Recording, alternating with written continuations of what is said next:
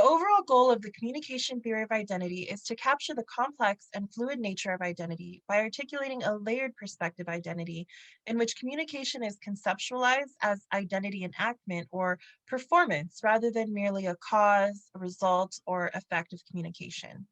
Symbolic interactions, looking glass self, and role theory come into play. The assumptions of these theories is that there is a counter identity for each identity. This layer captures identities that are defined in terms of particular relationships in relation to other identities, as well as identities that are ascribed by others or how others see us. In this performance, we interpret how some people who are incarcerated may possibly see themselves. Perspectives Perspectives of of incarceration. incarceration.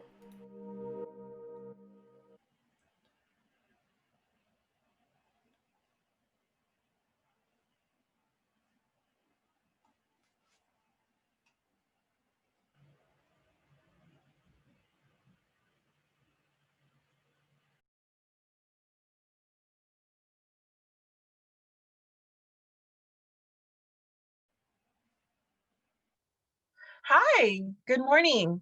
I'm Melissa, the hiring manager here at the ACLU. We'll begin your interview in just a moment, but let me quickly review your application and your resume. No problem. Take your time.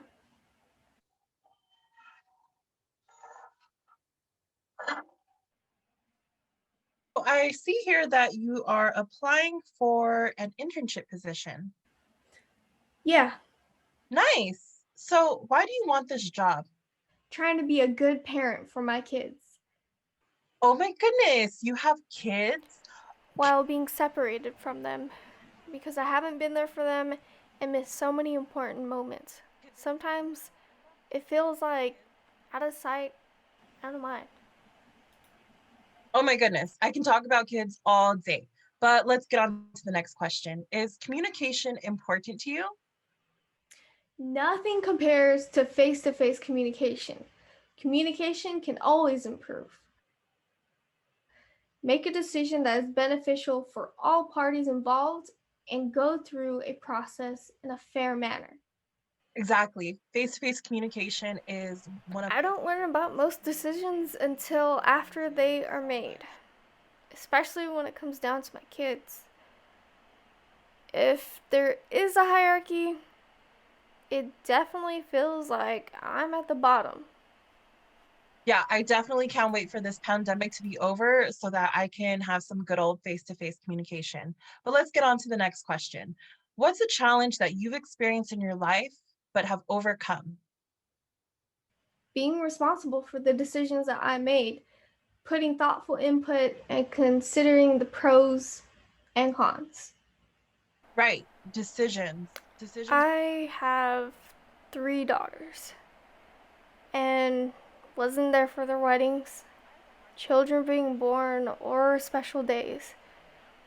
That changed my relationships. No one likes to feel lonely, and that's how I feel. I'm so glad you overcame that. Let's get on to the next question. Can you give me an example of a time that you went above and beyond the call of duty and how did that play out?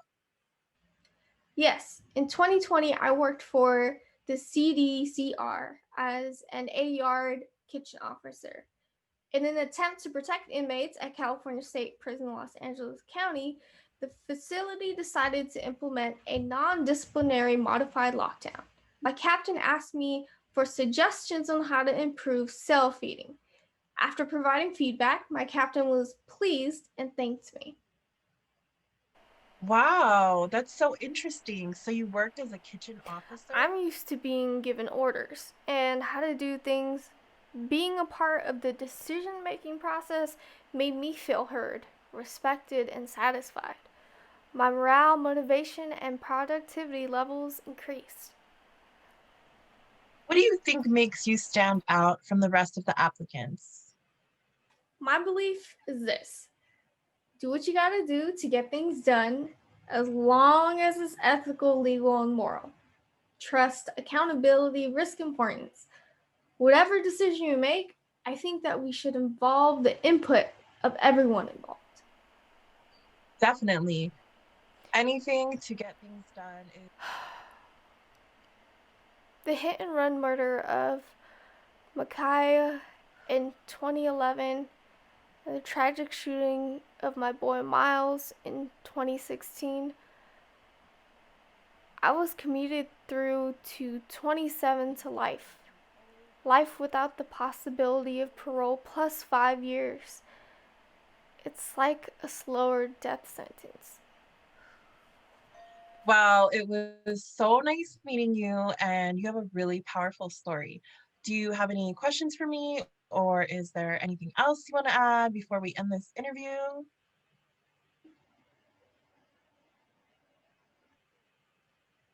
Okay, well, you should be hearing.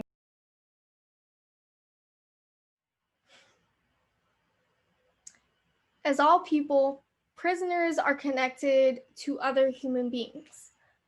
Though prisoners are treated as inferior, they continuously crave for that primal need, sense of belonging. Some of the most undoubtedly most resilient people can be found behind prison. David Ruiz.